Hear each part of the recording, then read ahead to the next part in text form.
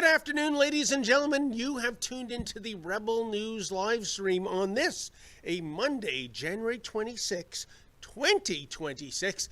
I'm David Menzies and my co-host. Well, let me tell you a bit about my co-host, shall I? Oh, great. Do you know that yesterday was Rabbie Burns Day? And in honor of the great Scottish poet, my co-host was going to compose a poem for today, but try as she might, she just couldn't come up with a rhyming couplet to Hickory Dickory Dock. Oh, she is the she-devil with a sword. She is the Khaleesi of Northern Alberta. She is the sensational Sheila Gunn Reid, looking rather sharp today, I would say. How you doing there, Sheila? Well, David, thank you so much. I'm hosting for Ezra today on the Ezra Levant show. So normally, as I said before we went on air, I would just show up to this thing wearing whatever I wear. But I am hosting for Ezra, so out of respect for his show and the trust he puts in me to host it, I at least look nice from the waist up. But I will admit that I do have my Kid Rock sweatpants on under the desk. Oh, wow. It is also Australia Day, so I'm not sure. I think the Australians on the team are off today. And it's also National Community Manager Day. So I think we have to be nice to Isaac. Is that how that works? I think I already blew it. Anyway, we should tell everybody what we're doing around here. I have not had, admittedly, a chance to look at the schedule today. So some of these things I'm going to be reacting to cold. We're going to watch them together for the first time. But that's fun and exciting, I guess. But if you're watching us on Rumble, that's a great free speech platform that lets you speak your mind. They don't care about your politics, and I think that's how it should be.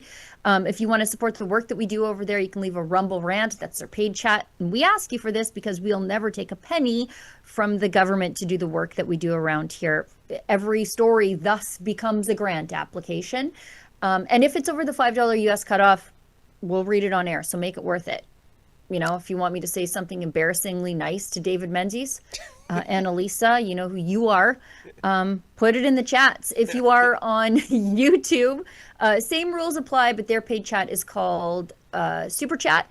If you miss the live version of the show, but you are thus moved by the spirit to support the little network that you could leave a paid comment. It's called a super thanks. So those are the rules. David, take it away. Yes, well, I see our first segment. It is slugged, and it's an ominous slug, I should say. Canada versus Trump. I don't like the odds, to tell you. Yeah, no, not great. Not great, since their reserve forces are like bigger than our huge army. It's but kind don't of worry, like, we'll send the Grampies with their curling brooms. Did you see that? No. Oh my, we talked about it last week on the show. Anyways, I'm just going off on as you would describe it, a tangerine. Laura Babcock, I think she works for Global News. She was talking about, like there's, don't worry, we're going to stand up for Canada. All the seniors and the young people will stand up for Canada. I don't know if you've seen the voting habits of young people, but if the election were held tomorrow and boomers weren't allowed to vote, it would be a conservative supermajority. So don't count on the young people. The Eastern boomers, they might still continue to vote Carney, but then somebody chimes in response to her and says, yeah, my husband basically just came back from the curling rink, and the seniors there are willing to go to the border and be a suicide squad to take on the Americans. Wow. What are they going to do? From the curling rink, you're going to sweep the Americans across the border? Like, what are you thinking of? To me, it sounds like they're channeling their inner Omar Khadr. And are they serious about that, or are they just jonesing for $10.5 million? No, as I said, there's a recruiting office near you. Like, if you really feel this way, go give it a whirl. But yeah, it was these crazy boomers with their like Red Dawn dreams. It's not a movie. Like, this is real life, and our prime minister has screwed up our relationship with our single largest trading and strategic partner that we've ever known. But anyways, Canada versus Trump, we lose every time. I agree with what you said, Sheila, but here's the question before I get to some of the X postings from President Trump. Yes, the relationship is screwed up, but is it by accident or by design? I don't care how many people will I think it's a bit of both. Yeah, well, I think it's a bit of both. I truly believe Brookfield Asset Management is running the country. We know that Prime Minister Carney's blind trust assets, the lion's share of them are U.S. based. Why wouldn't he want the U.S. to excel, right? So these like boomers with their curling brooms, I can't explain that. Are they getting their information from CBC exclusively? Yeah. Yeah, it's the single greatest thing that young people could do for the country is to teach their grandparents how to use the remote control. But I think it is 6 of one, half a dozen of another. So this anti-Americanism nonsense has been an Eastern infection for a very long time. It's part of the cultural divide between the West and the East. We don't feel like the Americans are our enemies. We feel more culturally inclined towards them than I would to some Laurentian boomer, that's for damn sure.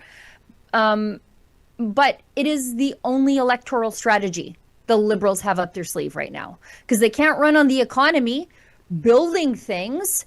They can't run on immigration, cost of living, inflation, any of those. Their track record over the last 11 years, like they keep complaining about how things in Canada have declined and how they have to be the ones to fix it. And it's like, excusez-moi, you people broke it. You shouldn't get a chance to fix it, but there's no accounting for voting habits of Eastern Canada. So they can't campaign on their own record. They have to campaign against Trump. Indeed. Sheila, can you remember the last time even Carney used the phrase elbows up?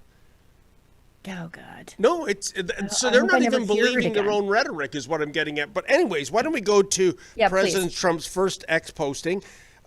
Canada is against the Golden Dome being built over Greenland, even though the Golden Dome would protect Canada. Instead, they voted in favor of doing business with China, who will eat them up within the first year, end quote. First of all, Sheila, do we know for a fact that Carney is on record as being against the Golden Dome, and why would he be? I don't know. He might be unwilling to pay for it.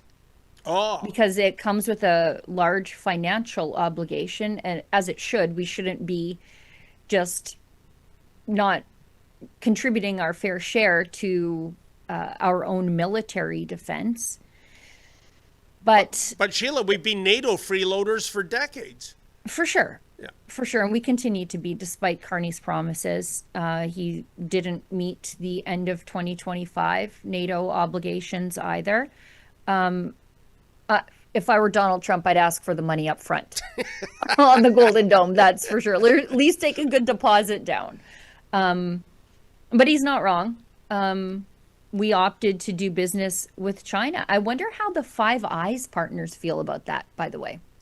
That's a great question. But, getting back to Greenland, the president last week made it equivocally clear at the World Economic Forum, no less, in Davos, that the idea of an American invasion, that's not even being considered. And that is completely consistent with the Trump doctrine, if you will. He's not a boots on the ground guy. He's not a forever war guy. He's not an isolationist either, which is the right strategy. He takes out targets like we saw in Venezuela, like we saw with Solomon in his first term. But as I understand it, Sheila, Greenland, it's about 56,000 people. Yeah. They are sitting on a massive treasure trove of mineral wealth. And I understand they have the power to have a referendum like Quebec did in 81 and 95 to succeed. And I believe one of the offers on the table is Trump saying every citizen will receive a check for 100,000 US. Given the average salary in Greenland is 52 grand, you're looking at 2 years' salary plus military protection, plus the US developing all that mineral wealth, enriching Greenlanders who, and I don't know the dynamic, Sheila, I understand when they go to Denmark, they're treated very shabbily. I have no idea why. So what I'm saying, if I'm a Greenlander, this is win, win, win. And let's get the referendum started. Yeah. I mean, just to put that into context, you said what, 56,000? I believe so, yes. Yeah, it's like half the size of Red Deer, Alberta. Really, it is. Like, I think Red Deer is like 100, 110,000. Half the size of Red Deer, Alberta. And moreover, to your point, they are treated like second-class citizens. So they are under the rule of Denmark. But Denmark itself is in the EU, but Greenland is not allowed to participate in the EU. Why? I don't know, but they're not allowed to. So they are not being treated fairly by Denmark. So if you're not allowed to, and it's so funny to hear the EU leaders talk about, you know, the sanctity of Greenland, but you guys don't treat them fairly. You have not allowed them into the EU, even though Denmark is part of the EU. So if I were a Greenlander, as an Albertan in, I think, a fairly similar situation, I'd want to hear what Trump was offering, that's for sure. I'd want to hear I'd want to be part of that courtship ritual, if you know what I mean. But Sheila, I'm not sure that's a detriment, not being part of the EU. I wouldn't want to be part of the EU either, but I think there's a lot of hypocrisy coming out of the EU when you have not included Greenland in it. You're all protectionist and territorial over Greenland, but you haven't allowed those people to be part of the EU. Yeah, and I mean, do you want some bureaucrat in Brussels telling you how you should display bananas in a grocery store, which they do? You mean like French language laws imposed on Alberta? Yeah, I do understand exactly that. We've got another post here from Donald Trump on X. Back to calling Mark Carney Governor Carney. Again, Mr. Trump, you don't want all of this great country. If Governor Carney thinks he is going to make Canada a drop-off port for China to send goods and products into the United States, he's sorely mistaken. Oh, they're going to use us for drop shipping. China will eat Canada alive, completely devour it, including the destruction of their business, social fabric, and general way of life. Mr. Trump, I'd like to give you an update on the state of Canada, because I think this has already happened. If Canada makes a deal with China, it will immediately be hit with a 100% tariff against all Canadian goods and products coming into the United States. Wow. Which would be devastating, of course, Sheila. So I'm going to ask you to gaze into your political crystal ball here. Now that Trump has dropped the gauntlet, and he's usually pretty good at following through on threats, how does Carney respond to this? Is the deal off? He did respond to it. Efron, I know we might be putting you on the spot. Maybe it's down somewhere. But if you go on X, you can actually see somebody clipped the side-by-sides of Carney before Davos saying, with poor Scott Moe in that hostage proof of life video, where he said, we struck a deal with China, blah, blah, blah, blah, blah. And then Trump threatens tariffs. And then he said, well, there's no deal with China. I don't know where you got any of those ideas from. You, maybe. But so he's already walking it back. And, whether or not Trump is going to hit us with these tariffs, even a post to Truth Social is enough to cause chaos and instability in our government, because we don't have a government that governs for the best of Canada. It's just because they want a virtue signal as the leader of the anti-Trump cabal. Trudeau did this in 2017, remember? And it led to the complete collapse of our immigration system. Yep. He said, "Welcome to Canada." He tweeted it out in response to Trump cracking down on immigration from entirely failed states, where foreign criminals had seized control of passport making documents. And, the media got a hold of it, called it a Muslim ban. That wasn't the case. But when the local warlord is issuing his own passports, that can be problematic and makes it difficult to screen people. And Trudeau had to virtue signal because he had to be the anti-Trump. Now, Carney wants to be the anti-Trump, and we're just all going to pay for it. Sheila, I apologize. I think I botched the question to you in terms of Carney's response. I didn't mean what he says. What I meant to say is, what do you think he'll actually do? Because what he says and what he does, they're two different kettles of fish. And we know one of the hot spots in this China deal, it's the 49,000 Chinese EV cars coming into the country. By the way, where do you buy those cars? What dealership network is going to sell those? And evidently, half of those cars have to be under 35,000, so thereby undercutting every EV on the market I know. And even as Carney and Premier Ford are investing tens of billions into EV battery plants. But Carney said that China, I'm paraphrasing here, they'll be investing in the Canadian auto industry. I am calling BS on steroids on that one. Sheila, the Chinese method is to manufacture within Mother China, export, export, export. Those cars will not be allowed into the U.S., at least under the Trump administration. So are you telling me that China is going to build a factory to manufacture EV cars solely for the Canadian market when 90% of the autos produced in Canada go right to the U.S.? Does anyone believe that's going to happen?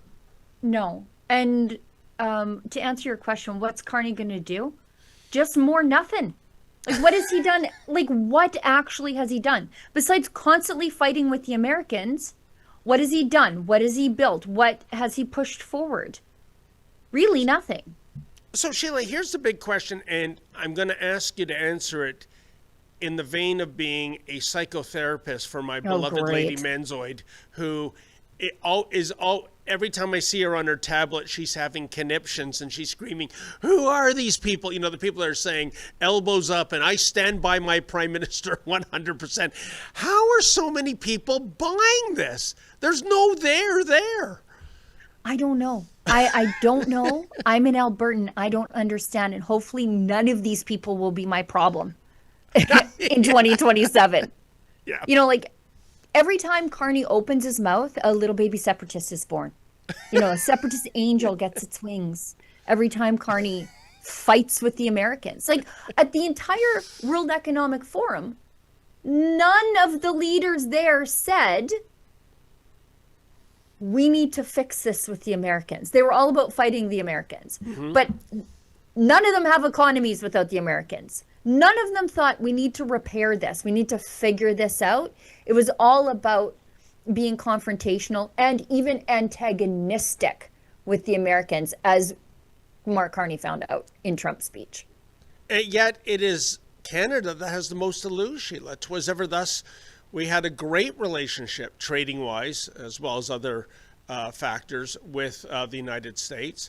And for this fantasy of opening new markets, like, I don't know, getting into a trade deal with Qatar, which is now the world's biggest sponsor of terrorism now that... Iran's busy killing its own citizens? Yes, that's right, There's no, I don't see the economic sense to this whatsoever. And I would suggest Carney, instead of globetrotting around the planet, get down to the White House and, make a deal and don't, put up this rhetoric that Trump does not respond well to. Because, Sheila, Trump's got all the cards. We have to be honest about that. Whether you like him, whether you don't like him, he holds all the cards. And in a negotiation, you have to be realistic. We don't have much to bargain with here. So why be antagonistic? There's no reason why we can't get along. We've gotten along for a couple hundred years. As I repeatedly say on the show, the single largest strategic, trade, and cultural relationship that the entire history of human civilization has ever known existed between Canada and the United States, and in 10 short years of liberals, it has been undone. No, why? Why did Eastern boomers trust Carney to fix it? I don't. Maybe they didn't. Maybe they just hate Americans, and that's the underlying ethos of their Canadianism, is just not being an American. Oh, you're right. They're, as much as I'm a proud American, Freudian, a proud Canadian, maybe a proud American in the years to come. But there has always been this level of snobbery, I would say, Sheila, like looking down upon the U.S. Yeah. And I don't get what to look. I hate it. Yeah. I hate it. I hate it too. It so much. I hate it so much. It seemed to be part so much of the Canadian fabric with so many people. One another ex-posting from President Trump, quote, "The last thing the world needs is to have China take over Canada. It's not going to happen or even come close to happening. Thank you for your attention to this matter," end quote. Sheila, do you think maybe President Trump is a little behind the times? We have Chinese police stations operating in Canada. Our citizens can be held without cause for more than 1,000 days. So I'm kind of wondering, and we have all kinds of Chinese interference in our elections. It's kind of a soft takeover already, wouldn't you say? Right. I'd love to tell the administration a little story about a guy named Han Dong. You know what I mean? Oh, or the abduction plot of a conservative MP in the last election. We've got Mark Carney. This is the flip-flop I was talking about. So he walks out, about 2 weeks ago, and he says, "We've got a deal done with China. It's going to liberate some canola tariffs. And it's good news because we're heading into planting season." And it was, frankly, but then came the electric vehicle nonsense. And then now we've got Mark Carney after Trump says, "Oh, yeah, now you're getting tariffs." You know what? Trump said something. Trump said something in response to the China deal that I know I've said to my kids before. And so I immediately recognized the tone when somebody asked Trump about it, and he's like, "That's fine. They should do that deal. Yes. Yeah, do it." And I thought, yeah, right after it happened. Yes. Right. And I know I've said to my kids, "Okay, yeah, give it a whirl. See how it works out." And then they walk into the house 3 minutes later, just crying because they did something stupid and it blew up in their faces.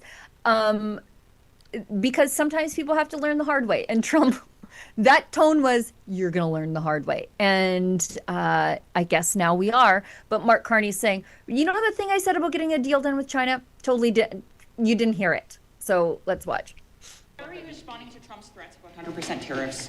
Well, the first thing is that Canada respects our engagements, our commitments. Il y a des engagements dans l'ACM. We have commitments under CUSMA that not to pursue free trade agreements with non-market economies without prior notification. We have no intention of doing that with China or any other non-market economy. What we've done with China is to rectify some issues that developed in the last couple of years.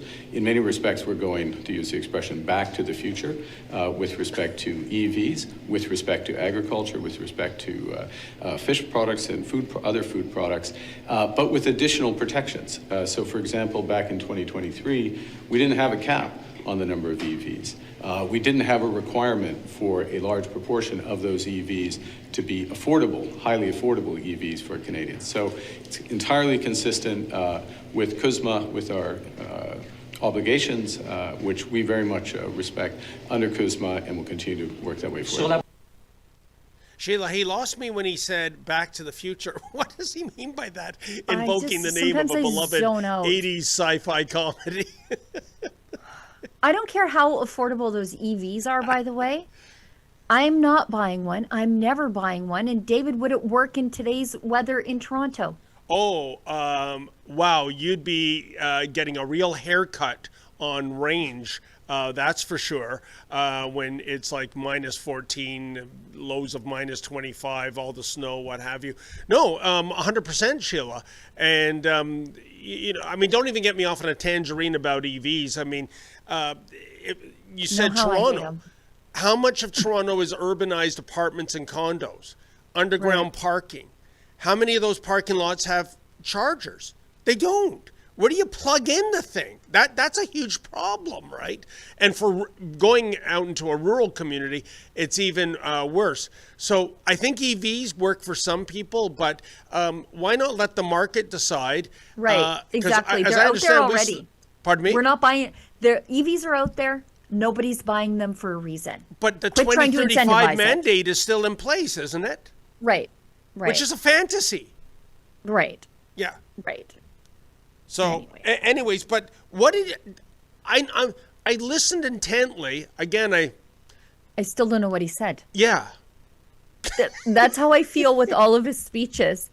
Like, I know the words that he's saying. English is my first language. Yeah. So I'm taking in the words, but I don't know what they mean in the order he's using them. I actually don't think they mean anything.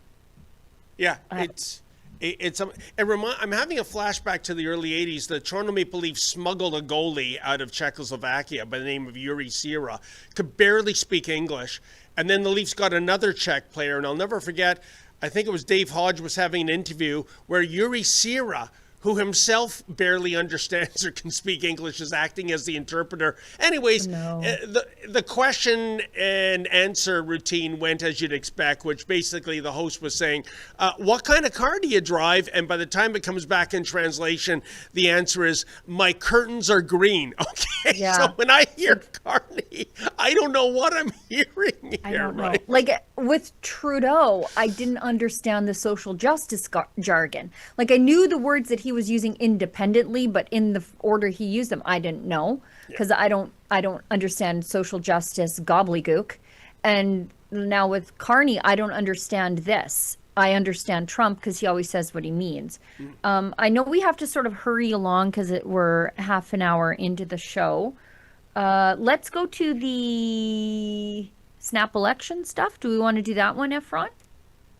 And then hit an ad break? Oh, yes, Efren gives a thumbs up. Yeah, I can tell you the Hill, as I understand it from my sources, speculation is buzzing about a potential spring snap election. Looks like the mass floor crossing strategy to get a majority government didn't work, right? So it's but now they Plan worked really B, hard. right? They did work really hard over the Christmas break, and I knew they would. They'd be putting the full court press on conservatives they thought were wobbly, but after seeing what how the public treated the conservatives who crossed the floor, who would want that? Yeah. Who would want that? And I'll give credit where credit is due. As Maxwell Smart used to say, missed it by that much, Chief. Not quite good enough. But I think Carney was at an affordability news conference earlier today. With he was there with Doug Ford, was he not? So those two must be working on their relationship again. Are we going to have another couples counseling? Are we going to have another cottage country romantic dinner in some beautiful winter wonderland, right? Doug Ford was betrayed. He was a woman scorned last week over the EV deal. Yep. Now I think they appeared together. So I don't know. They're in therapy together, maybe. Incredible. So let's see what Prime Minister Carney had to say. This feels like many days we spent on the campaign when I was covering the campaign. Lots of grocery stores, lots of affordability. So you're not considering a spring election? Reporter. I don't. You can't draw that conclusion at all. Tell me that. Well, of course we're not. We're not. We're focused on results for Canadians. We're working through parliaments to get results for Canadians. We are securing trade deals around the world for Canadians, for the future of Canadians. We are identifying major projects for the future of Canadians. We are executing through Build Canada homes for Canadians. We're going to continue to do all of that. We have the privilege of a mandate from Canadians. And I'll say one other thing, if I may, Mr. Craig. We were very clear when we ran in the last election what we intended to do. Very clear, very detailed platform, and we are delivering on that. We invite Parliament to support a Senate. Sheila, before we get into the meat and potatoes of what Carney was saying, I just want to say, as a journalist that's been around the block for 4 decades now, you know, these photo ops that politicians create, so it's about affordability, and he's at a supermarket in the produce section. I bet you if you were a fly on the wall and you could listen in, Carney would probably be saying, what are all these multicolored spherical things? Oh, Mr. Prime Minister, that is fruit and vegetables. Oh, what do you mean? Well, the little people have to come to these places called supermarkets to do their shopping. Oh, that's how it works for them. I doubt Mark Carney's been in a supermarket in 30 years, Sheila. No. I don't know if you watched Arrested Development, but Lucille Bluth, the mom on there, when she's like, Michael, what could a banana cost? $10? Like, that's the vibes I get from him. I don't want to hear from the global bankster about affordability. Canada has the highest food inflation in the G7. I think we're at 6% or something like 6.7%. Like, this is astronomical. It's correct, crazy. yes. Mm-hmm. And so his plan is to give people more GST money. Get rid of the GST altogether. Get rid of it on everything if you're concerned about affordability. Or how about if you're concerned about inflation, quit giving all of our money that we don't have to places like Ukraine. Yep. Because that drives inflation. All your out of control spending drives inflation. But he is like, here's more bailouts. They don't want bailouts because the bailouts continue the inflation. You have to stop that. But no, he's standing in front of avocados that people can scarcely afford, telling them that he's going to make the cost of cookies more affordable, because that's the stuff that GST is on, by the way. GST is not on the fruits he's standing in front of. And so the announcement was about, increasing the GST rebate, but it's not on apples, buddy. It's on chips, and people should not be eating that stuff because it also drives up healthcare costs. So he doesn't even understand what he's announcing here or where he's announcing it. So Sheila, if you were a betting woman, and I believe you are, what do you think? Spring election or just an election period in the calendar year 2026? I think that he's a bit of a sinister jerk, and I wouldn't put it past him throwing a wrench in an Alberta referendum campaign by calling an election to derail it. Oh, I see. Okay.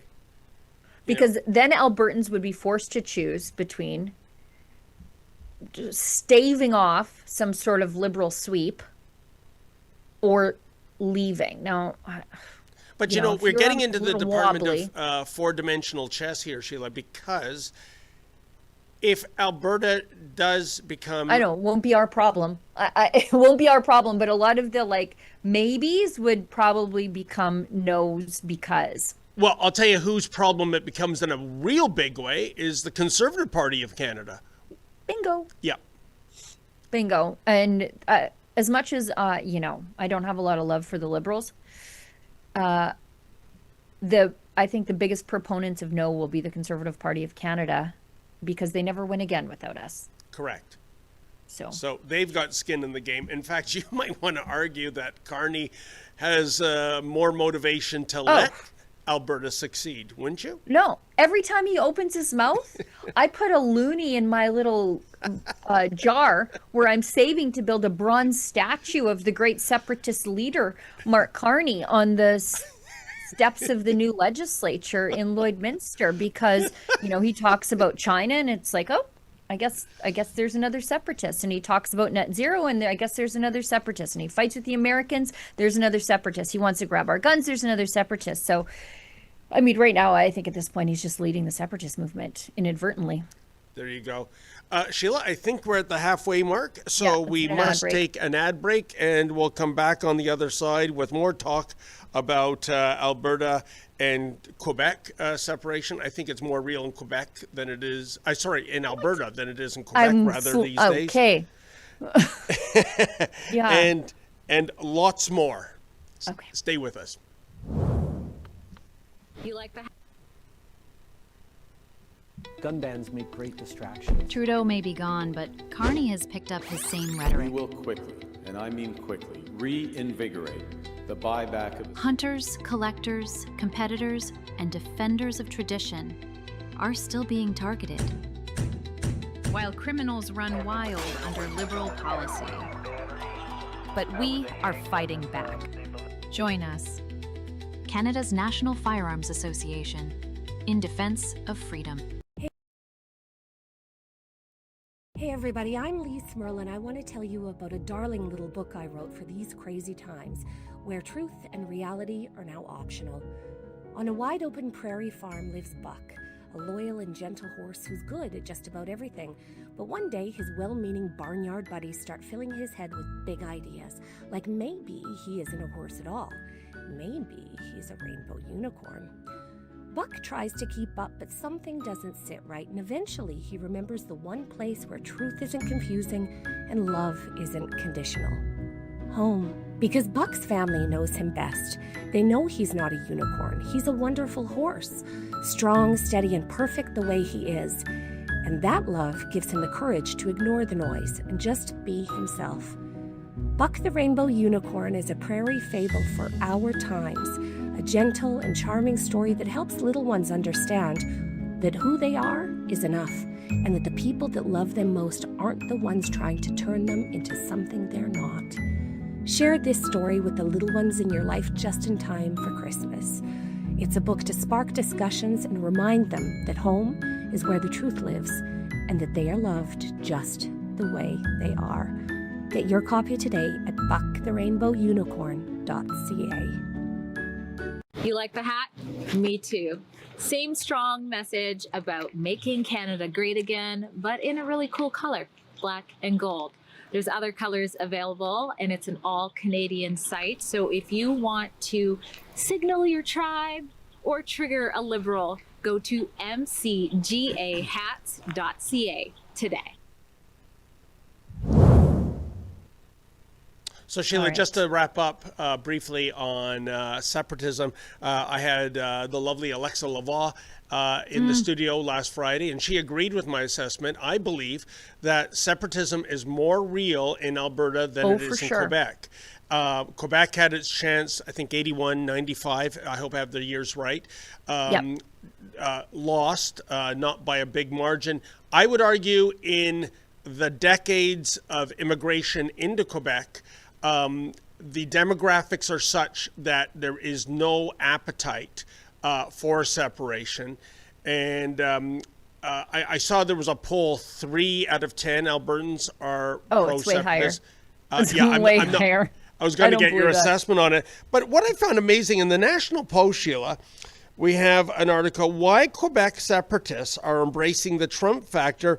Quebecers don't like the American president, but separatist leaders portray him as less of a threat than Canada. Excuse me? Less than a threat of Canada. How are you getting threatened in Canada, Quebec?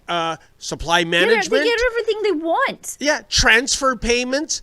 I mean, this is insane. And in fact, it shows you the fallacy. Remember when they were trying to soft pedal separation? Well, you know what? Not full independence, sovereignty association, which means we're going to be independent, but we're going to keep our fingers in the cash till, if you don't mind, right? I mean, Sheila, what's your assessment on this? Yeah, I mean, it's nonsense, right? Like, how is Canada a threat to Quebec? They get everything they want. For some reason, I have to have French on my soup out here because of them. Right? Yep. They obstruct our pipelines. They have insane language laws. You cannot be an upper echelon bureaucrat in this country unless you are fluent in French. You cannot be on the Supreme Court unless you're fluent in French, which is, of course, obstructionist towards Westerners. It's discriminatory against Westerners where we don't need that extra language to function in society. So they are disproportionately overrepresented in the upper levels of bureaucracy and in law. So I don't understand it. But moreover, to your point, yeah, we are more likely to leave than they ever will, because we don't want the money. For those of you who don't know, and I'm going to once again ask for your help. If you are in the chat, I've written a book. It has just come back from the editor. Last time I talked to you guys, it was still with the editor. He said my copy was very clean, grammatically speaking. So that's great. And so we're ready for publication. But my problem is I don't have a title. And so let me tell you about what it's about. And you can go back last week. I read like the epilogue to it. I did a stirring rendition of it. But it's about what we can learn from the 1995 Quebec Commission on Sovereignty as Albertans, because they did a lot of thinking that we haven't done yet about insurance and markets and finance and continuity of services. Everyone's worried about, well, what's going to happen with my pension, what's going to happen with this, what's going to happen with that. So the assessment was that they were headed to referendum just on culture and language. Now, we are headed to referendum, I firmly believe, on culture and language with the additional overlay of economics and federal discrimination against us. The French have never been discriminated against a day in their life. And I think it was Blanchet. Do you remember he had that moment of envy and sadness? You could sort of see in that video where his heart breaks when he was asked about Western separatism, because he knew we would do it first, because we actually want to leave. And they don't. I firmly believe Quebecers don't, and probably never really did want to leave. They stand to lose too much. We have nothing to gain by staying. So to go back to your original premise, you are looking for a word, a phrase as the title for your new book that encompasses all that. All of that. Sorry, I never even got to my point. I went off on a David Menzies tangent. Yeah, if you guys have any ideas about for a title, that's the worst part of writing a book, is finding a title that is like search engine good, for lack of a better term, so that when people are Googling for information, your book comes up higher on the list. Ideally, that's my marketing strategy. But I also need to articulate what the book is about in just a few words. So anyways, if you guys have any ideas, put them in the chat. I promise I'll read them. But yeah, Blanchet's, he's sad. He's sad. We're going to leave before him. But Sheila, fair is fair. Surely offer a reward for the title you choose. Is this it? Is this when he gets asked? Yes. You know what? I'll flip you guys a t-shirt if I choose your title. And a book. Let's watch. Okay. And a book. Is that Blanchet being sad, Efron? Is that it? Okay, let's watch, because I love this. I could watch this clip all day long, because he knows we're going before they are. Suggested that Mark Carney is a bit of a lemon, or Canadians bought a lemon with Mark Carney. Sounds like you're kind of ruling out or writing him off in terms of his abilities. Does that suggest that this party, your party, won't be comfortable working with the Liberals going forward? Our party will say what it has always said, that we are promoting, protecting the interests of Quebec, and the idea that we should make our own choices. I believe some other parts of the country are starting to have the same thinking.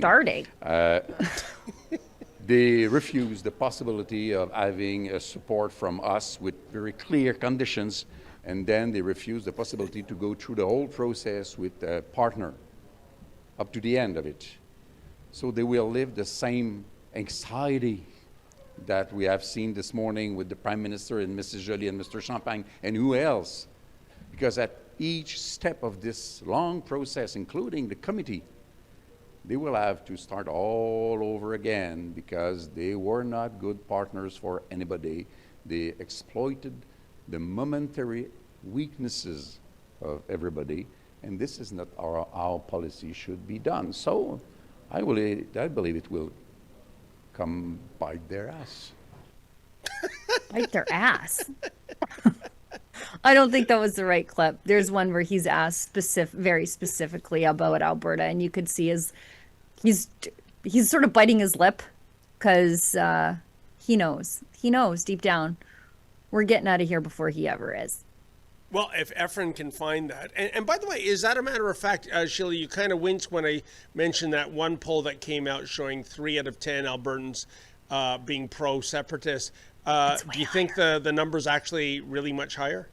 I believe it is much higher. And in the most interesting places, people are quietly having conversations. Like when I was in Saskatchewan 2 weeks ago, 10 days ago, for that religious freedom event hosted by Andrew Lawton, you would not believe, and I can't say publicly, who was a separatist. And I was like, what?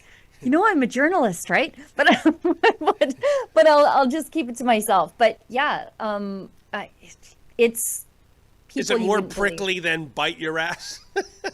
Yeah, it's people you wouldn't believe. Like when you go to these town hall events, it is young people, like people holding like babies in car seats coming to vote for separatism. So, anyways, we should show this video of Finance Minister and Ezra's new best friend, Francois Philippe Champagne, responding to U.S. Treasury Secretary Scott Bessent endorsing Alberta separatism. I'm not even sure he endorsed our separatism. He just basically said, good for you guys, which is all we want from them. Champagne basically says that I guess the feds are still in charge. So let's watch. No audio. Should you be a little stronger? Like Scott Bessent is talking about Alberta joining the U.S. Shouldn't you be telling him to lay off here? Listen, one thing I've learned over time is that you don't need to comment on every single comment that are being made. One thing I would say is that we have signed an MOU with Alberta. Canadians are proud people. Canadians know how to build resources. Canadians know how to grow our economy. And I would say they will see that Canada is taking steps with Alberta to do things differently, to grow our resources, to create growth in the country. And Canadians are very proud. We're a proud nation with proud values and a very strong economy. So I would say no, thanks, but no thanks. We will do our own things, and we will be able to develop our resources with Albertans, with Canadians. And that's something that will remind him next time I see him. Sheila, was I in a coma recently? I mean, how is the Albertan oil and gas sector being developed right now by this government? Well, not by them. I mean, it's doing well in spite of him. Yes. But he's like the fat, ugly girl at the bar who blocks the guy. Like, no, she's going home, That's who he is. If the Americans want to talk to us and say nice things to us, call us pretty, I'm listening. I don't need the fat lady at the bar just coming in and cutting my grass like that. By the way, we're doing nothing different. They signed an MOU and then immediately gave veto to a fake First Nations organization called Coastal First Nations, which is not a First Nations group at all, but a foreign-funded activist group jangling around with Rockefeller money in their pocket and Bezos money in their pocket out of San Francisco.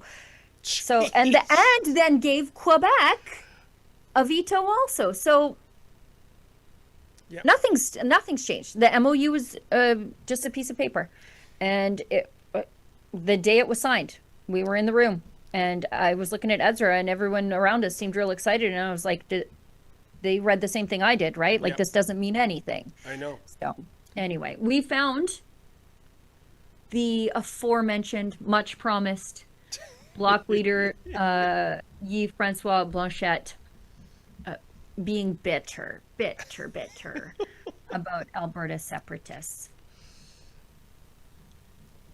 For the people in Alberta who want to separate, do you have any tips for them on how to actually get the job done? Our success so far does not place me in a position to give them tips about what to do, but I could give them tips about what not to do. Not now. The first idea is to define oneself as a nation. Good. Therefore, it requires a culture of their own. And I am not certain that oil and gas qualify to define a culture. But it's theirs to decide if they want to vindicate the right to self-determination. Would never interfere in that. It belongs to them. I would like us to be the first to do so. You won't. You know, You Sheila, won't. I found that question so funny on so many levels, especially given the success rate. What I'm getting at, it's kind of like a sports reporter going to the brain trust of, say, the Cleveland Browns and saying, do you have any Super Bowl tips for the other 31 teams in the league? Right. I'm speaking, of course, of a team that's never in its history even Asking the been to the Leafs. Super Bowl. Yeah, asking the Leafs for advice on how to win the Stanley Cup in the last half century. Post 67, yes. Exactly. But yeah, I'm not sure oil and gas is a culture. How about hard work, freedom, and personal responsibility? That's the freedom of Albertans. Leave it to the welfare case of Confederation to not know that, though. But you know what really grinds my gears? This whole, I'm not sure oil and gas is a culture, and it speaks to one of your earlier points. Yeah, where they're always running interference in terms of pipeline projects going east, i.e. to their province. But wait a minute.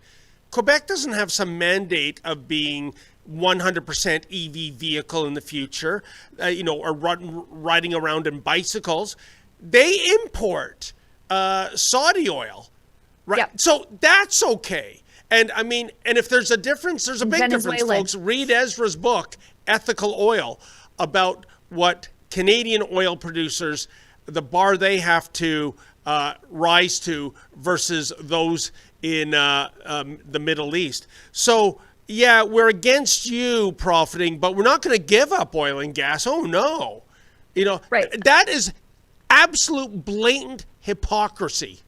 Yeah, and I'm not taking advice from a province that still has like Victorian era sanitation for their rivers. Oh, yeah, that's right. Right? Yeah. When you flush the toilet there, it's not see you later, or it's not so long, it's see you later in the river, untreated. That's what they do in Montreal. So I'm not taking any environmental advice from him. Has Mr. Guilbeault ever weighed in on that, given that he's from that province and he's all about the environment? No. No one's ever asked him that? I mean... I'd love to, but I can't get near the guy. Well, yeah. Yeah. Wow. So that's really something. And by the way, another X posting, maybe you can explain this. Canadian country music star Paul Brandt shows support for Alberta independence. How so, Sheila? Well, I'm not sure that he did. Although, do we have his X post? Oh, we have Paul's. Okay. So what you're looking at is lyrics to an Alberta. I'm not going to say it's our national anthem, but it's a love song about Alberta for Albertans. It's called Alberta Bound. If you're from outside of Alberta, the song is great. It's everybody knows it. Everybody knows it. And so he posts this image with the lyrics of the song. And then the most prominent one is, I've got independence in my veins.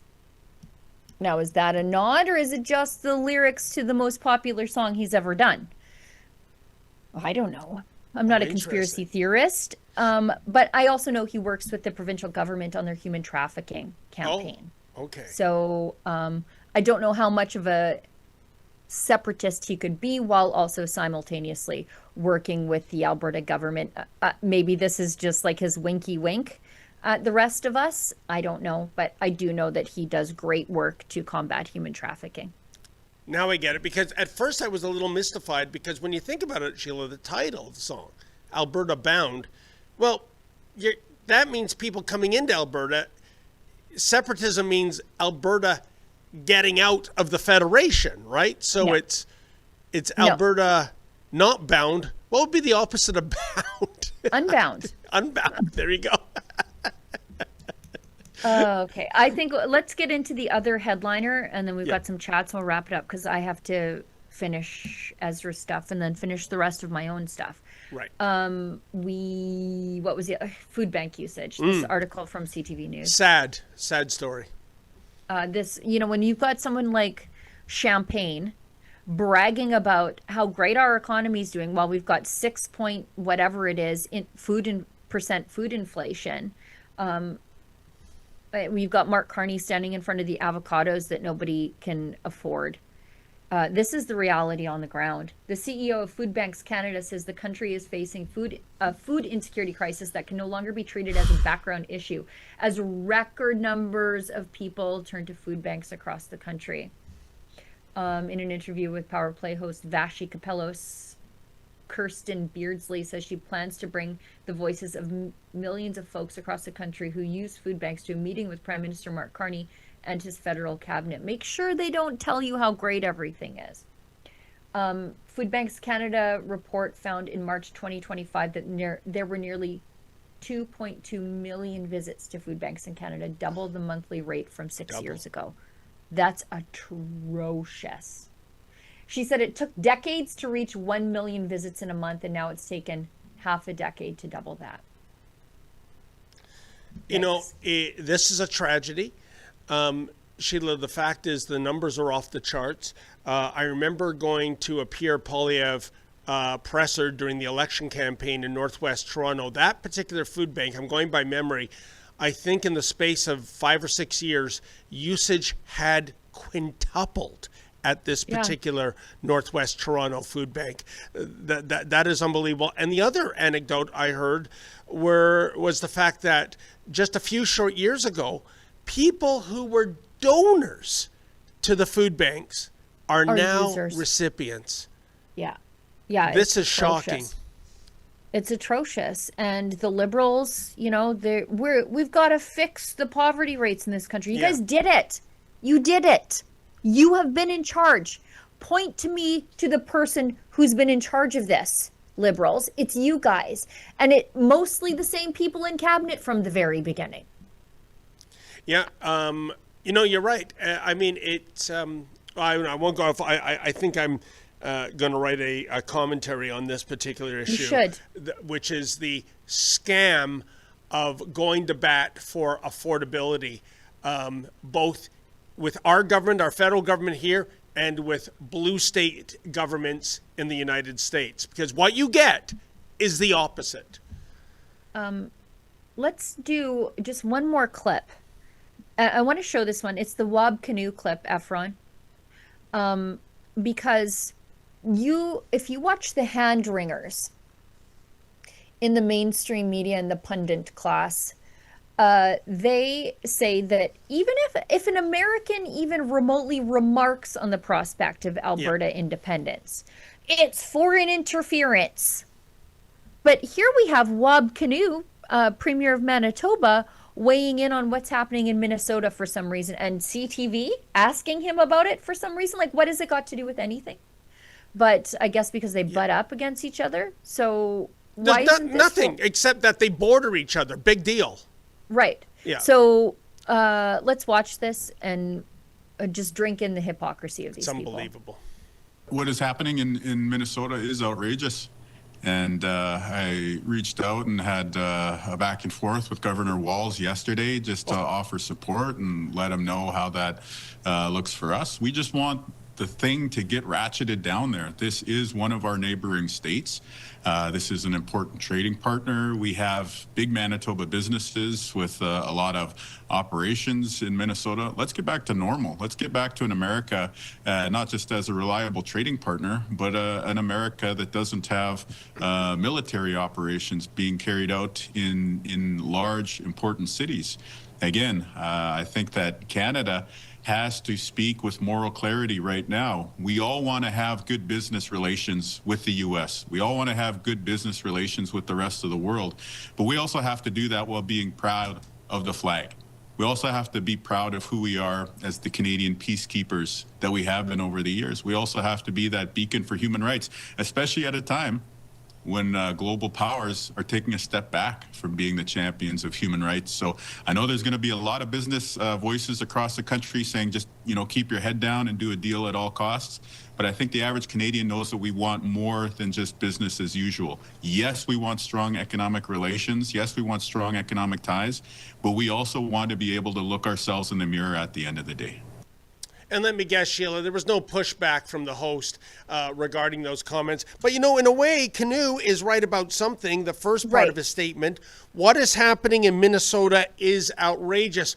You're damn right it's outrageous when you have illegal aliens and their useful idiots on the left interfering and attacking ICE agents, right? Whether it's pointing a gun at them, trying to use their car to carry out vehicle homicide.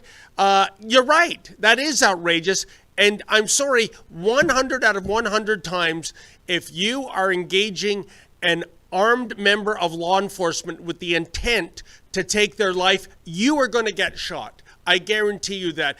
Who is Rob Canoe going to bat for here? Illegal aliens?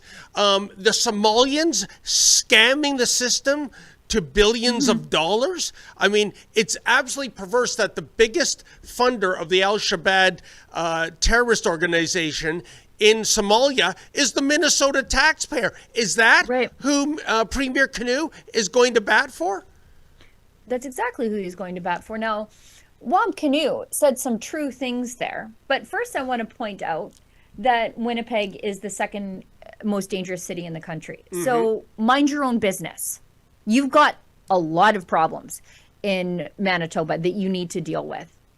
Focus your attention there because that's who you're supposed to work for. Now, I should also congratulate him on rejecting Gary Ananda Sangri's gun snatching that he wants to impose on the rest of the country. So I guess good wob, bad wob. This is really bad wob. But wait a minute, Sheila, sorry to interrupt. Didn't the Winnipeg police agree they're on board in terms of gun grabbing?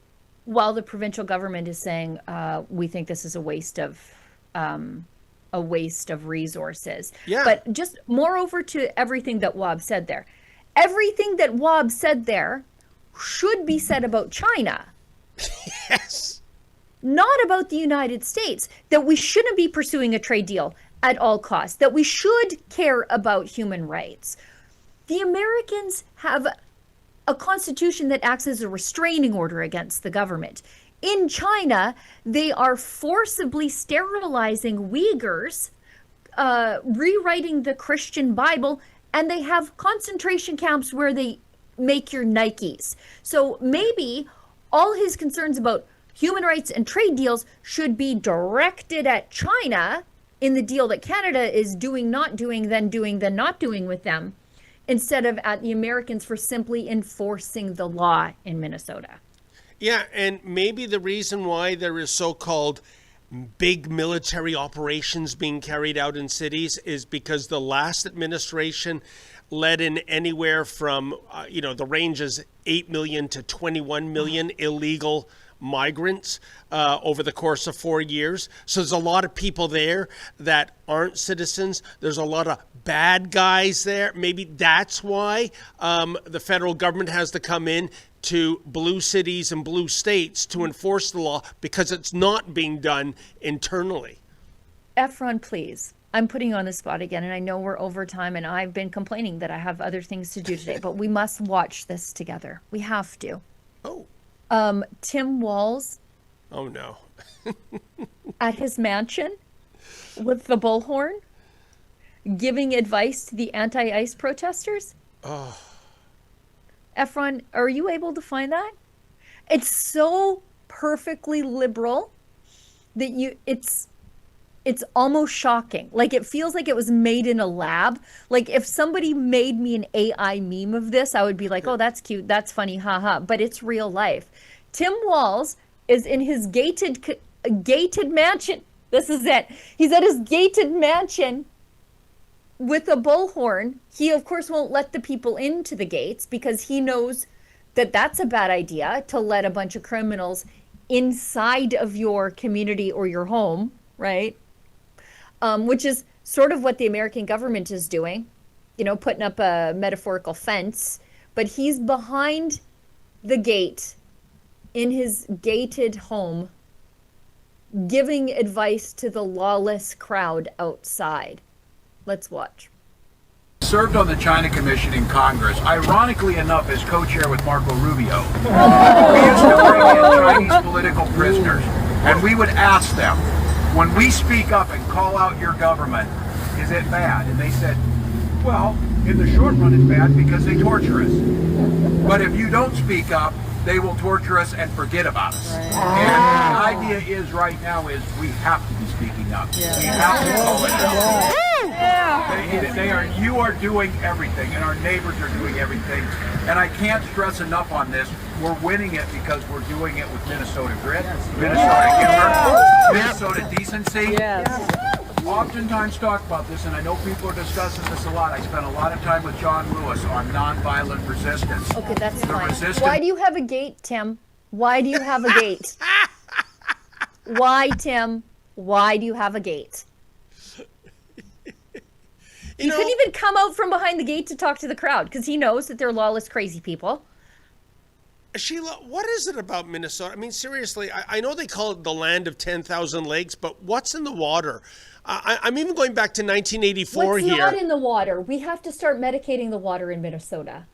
Like when Reagan ran for his second term, something you'll never see again, I think, in U.S. politics, 49 out of 50 states he captured. 49 out of 50. Which one he didn't? Minnesota, right?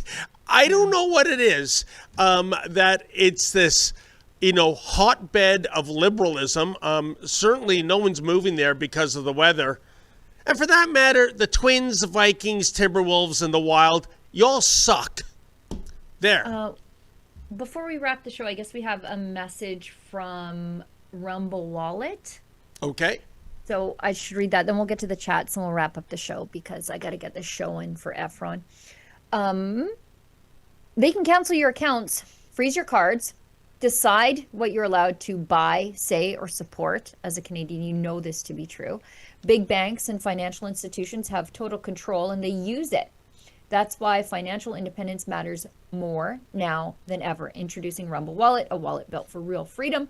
With Rumble Wallet, you control your money, not a bank, not a government, not a tech company. Buy digital assets like Tether, Tether Gold, and Bitcoin in one secure place. No permission, no middlemen, no cancel button. And when you want to support the creators you actually believe in, you can use the Rumble Wallet app to directly tip content creators securely, instantly, and without interference. This isn't a credit line they can shut off. It's your wallet permanently. Yours to protect your future, yours to protect your family. When the system fails, when institutions turn on their own people, financial sovereignty is the difference between security and vulnerability. Rumble Wallet isn't about politics. It's about freedom, ownership, and protecting what's yours. So take control today. Download Rumble Wallet now and step away from the big banks for good. True ownership, true protection, true financial freedom. All right. Well, and you know what, Sheila? I think for so many Canadians, Rumble is preaching to the converted. I assume sure. This product, the likes of Fraulein Freeland can't get her claws into it to freeze it. So for that reason alone, sign me up. Yeah. We've all just lived this, where you're worried if you bought a coffee for a trucker that you will not be able to pay your mortgage because the government used FinTrack and a stolen list to treat you like a Al-Qaeda financier. Yep. Oh no, Sheila, if you are Al-Qaeda, like our born in Canada, made in Canada Al-Qaeda warrior, Omar Khadr, you don't get your account frozen, you get 10.5 million put into it. That's how it works. And an apology. But I found his disgusting little strip mall in North Edmonton that he bought with the money instead of giving it to the Spear children. Yeah, 100%. Anyway, we've got Cooler King 74 says, how about Kiss the Frog? Oh, it's a book title. It's all right. I see what you're getting at. $2. Thank you very much. Kiss the Frog. Cooler King 7427 gives us $5 and says, hello from Kentucky. Oh. You make bourbon David can't drink because his premier is a lunatic. Carney is like... We just had our American friends Tim and Joanne come, and they gave me the most wonderful post-Christmas present, a bottle of Booker's bourbon. I don't think I've tasted a better bourbon. Maybe our friend from Kentucky can give us a recommendation. But wow, you see, I live in Ontario, you see, and Premier Ford won't allow me to buy American alcohol. So as it rots in a warehouse somehow, I have to, either smuggle it across the border because, Sheila, from that piece I did last year, if you tell the truth, you're paying double in duty, so it's an egregious price. Or I have to wait for American friends and acquaintances to bring me a gift. So, but yeah. So, and I wonder when this is going to end. And by next month, we might not even have Crown Royal whiskey because Ford has threatened to ban a made and bottled and distilled product of Canada using Canadian ingredients because of, he has his reasons. So I don't know what those reasons are. I think he just embarrassed himself by getting it wrong and now he can't walk it back. Yep. I think so. I think he it's an ego issue. Back, Yeah. So I salute the great state of Kentucky. He says Carney's like an old bag of potato chips, expired and tasteless. I watched a guy on YouTube yesterday, Camping with Steve, my favorite YouTube channel. Camping with Steve. I cannot recommend it enough. I watched him light a fire with old Doritos because they're dry and they're covered in oil. And I was like, brilliant. Brilliant. Yeah. And he's not a bushcrafter. So if you're looking for bushcrafting, no, he's just a regular camping guy. Wow. And that's legit because, Sheila, I'll tell you, with AI, No.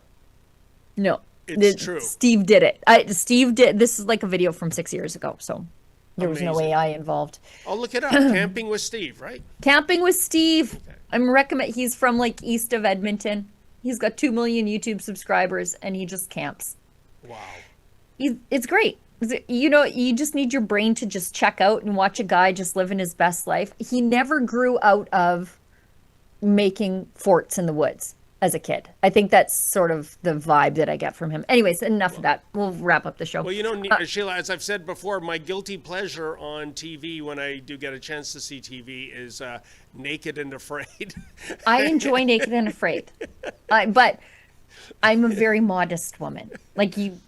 I don't like to show my arms on TV, none of that stuff. So just like the being naked with wearing a satchel, I'd rather die. I would rather die. I don't understand the nudity part because, first of all, they blur all the naughty parts anyway. So what's the point? I think it's because it makes it difficult. Yeah, like bugs biting you and stuff. Yeah, just wear a bathing suit. You're going to have the same arduous life with all the biting bugs and the cold and the heat and everything else, right? I would rather die. Like if they were like, Sheila, we'll give you $1 million at the end of this. No, I'm going to sit over here and just die. $1 million? No, thank you. There's no possible way that I would do Naked and Afraid. And I think I would actually be good at it if they didn't require me to be naked. I think you would. I'd be really good at it. I think you would. I'm as outdoorsy as all get out, but I like to be covered up. No, thank you. Our poll result is, do you agree with Mark Carney's strategy against President Trump? 95% of you said no. 5% of you said yes because you clicked on the wrong thing. And or didn't understand the question. Yeah. 490 votes on that. So. Wow. Great. I think that's it. I think we're all wrapped up. Now, do we have a cringe video, or was it the Tim Waltz video was the cringe video? We didn't have a cringe video. Okay, we're way over time, but I'm enjoying the show today. Yes. Do we have the banana girl, the bananas and rice girl? Efron, can you find that? David, have you seen it? I have not, no. I have 2 cringe videos written here. I didn't see it. One is insane that the Globe and Mail has a COVID vax requirement in 2026. Do we want that one or the bananas and rice girl? What, pray tell, is the bananas and rice girl? I don't know. See, David hasn't seen it, so we should watch it. Okay. It's her. I don't know what happened to her head. That Band-Aid does not look like it's doing much. I think she claims to be injured at an anti-ICE protest by ICE or something like that. But she's come out to talk about Somali culture. Oh, is she with the Leering Center? You would suspect once you watch this. Okay, let's watch. And then we'll wrap the show and I'll finish all the things I'm supposed to do. So I'm Somali. I'm proud to be Somali. To me, being Somali isn't just eating bananas with rice. It's a lot. It's like it's an interesting thing. It's very hard to describe what it means to be Somali and what it means to be American, but it's like a cultural fusion. It's kind of like the bananas and rice. You know, people don't really see, like, you know, it's you know, people don't think, oh, you can eat bananas with rice, but that's what it's like to be Somali and American. It's like that combination of banana and rice, but you're gonna get what I mean. I'm channeling right now Kirk Douglas in the midst of dementia, being asked a question he didn't understand, and saying the following, Sheila. What are you saying? What was that game show on SCTV? Dimwits? Yeah, Halfwits. I just felt like Halfwits. Yeah. I feel like I was just on Halfwits right now. It's not all bananas and rice. But you know what? It's exactly like bananas and rice. Yeah. Like that. I want the to Leary play Center graduate right there. I want to play ice hockey for a club called the Detroit Red Wings. That's right out of Halfwits, right? That's Halfwits. Like I feel dumber for having listened to that girl. It's not all bananas and rice, but then she comes around to telling you it's exactly bananas and rice. And I still don't know what she was talking about. You know what I love, though, Sheila? The guys in the background remain stoic, which is probably a good play because you don't want to be seen laughing at something that some idiot might decipher as being racist, even though it's I a would have black been like Somalian female saying it. So they look very uncomfortable, Sheila. Oh, I would have just slowly shuffled off camera. Absolutely. You wouldn't see me again. Okay, now I think we're done. All right. Thank you so much, Sheila, for your guest hosting. And folks, Sheila will be back Guest here for hosting? more. Pardon me? I host every day. What did Sheila, I say? for your, Oh, yeah, thank sorry. you, Sheila, for your guest Co-hosting. hosting. No, you're the guest host. I'm here every day. Okay. Okay. Forgive me. There's my cringe video of the day. Sheila will be back here tomorrow with the lovable, least best-selling LGBTQ plus author. Can't get enough of that. Thank you for tuning in. A special thank you for all who made a donation. Greatly appreciated. And as always, folks, stay safe and stay sane.